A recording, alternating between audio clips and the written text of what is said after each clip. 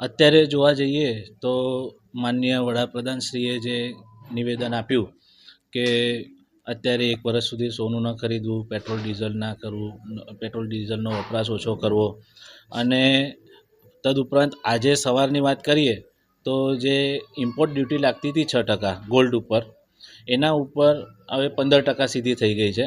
તો એની સીધી ઇફેક્ટ અમારા ઇન્ડસ્ટ્રી પર આવી શકે છે.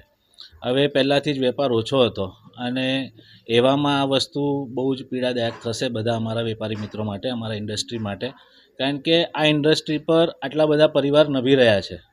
તો આવનારા દિવસો માટે એ લોકો માટે શું ભાવિ હશે, તો થોડુંક સરકારે પણ એવું વિચારવા જેવું ખરું કે આપણા ઇન્ડસ્ટ્રીના આટલા બધા પરિવાર છે, એમના ફેમિલી કુટુંબ મેમ્બર્સ છે, સ્ટાફ મિત્રો છે, દરેક વ્યક્તિ, તો એમનું શું થશે આગળ જઈને, એવી ચિંતા સતાવશે દરેકને.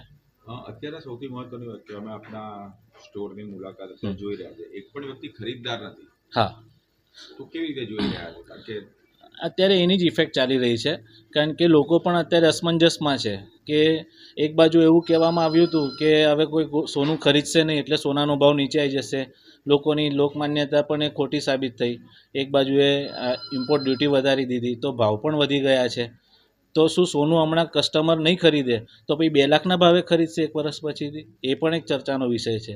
સાહેબે તો કીધું કે 1 વર્ષ અત્યારે સોનું ના ખરીદો, અને આવું કરીને જો 2 લાખ રૂપિયા થઈ ગયો તો જેમણે નથી ખરીદ્યું તો એ લોકો માટે તો પછી કોસ્ટિંગ વધી જવાનું છે, 2 લાખ રૂપિયા થઈ જવાનું છે. વડોદરામાં અમુક વેપારીઓ શોરૂમ બંધ કરવાના આરે છે. હા, એટલે બટ ઓબ્વિયસ છે, વડોદરાની આખા ઇન્ડિયામાં આ વસ્તુ કદાચ થઈ શકે છે, કારણ કે આ ઇન્ડસ્ટ્રી બહુ મોટી છે, એના કારીગરોનો બહુ મોટો પ્રશ્ન આવે છે. હવે ઠીક છે, શોરૂમ જેનો હોય એનું તો સ્ટોક હોય તો સર્વાઈવ કરી શકે છે, પણ નાના નાના કારીગરો, એમના એમ્પ્લોયીઓ, તો એ લોકો માટે તો ચોક્કસ મારી અપીલ છે સરકારને કે એ લોકો વિશે કંઈક વિચારવું પડે સરકારે. ટર્નઓવર કેટલું રહેતું હતું ને અત્યારે કેટલું ટર્નઓવર? જનરલી અમે એક દિવસમાં કિલોની આસપાસ 700-800 ગ્રામ જેવો વેપાર થતો હતો, પણ ગઈકાલે એકદમ ડાઉન થઈ ગયો, અને આજે તો હવે ખબર નહીં શું થશે, કેટલો થશે. આજનો શું ભાવ છે? આજનો 1,66,000 ભાવ થયો છે ગોલ્ડનો. તમારી જે સ્ટાફ છે અત્યારે કોઈ દેખાતો નથી, પણ સ્ટાફ જ સૌથી વધારે છે, તો આટલા બધા લોકોનું તમે સર્વાઈવ કેવી રીતે કરશો? એ તો હવે જેવું સમય આવશે તે રીતે કરીશું. થોડાક ખર્ચા પણ ઓછા કરવા પડશે, ઇતર ખર્ચા, કારણ કે બિઝનેસ હોય ત્યારે બધું આપણે રાચ રચેલું જીવન જીવીએ છીએ, પણ જ્યારે ઘરમાં ઇન્કમ ઓછી થતી હોય ત્યારે આપણે જે છૂટો હાથ હોય એને પણ થોડોક આપણે આવરી લેતા હોઈએ છીએ. તો એવી રીતે પણ આપણે દરેક વેપારી મિત્રોને આ વસ્તુ કરવી પડશે. જરૂર પડી તો સ્ટાફ બી ઓછો કરવો પડે, એ એક છેલ્લું ઓપ્શન હોય છે દરેક. હા, અત્યારે તો કશું એવું વિચાર્યું નથી, કારણ કે સ્ટાફ હશે તો જ એ લોકો આગળ કંઈક કામ કરી શકશે.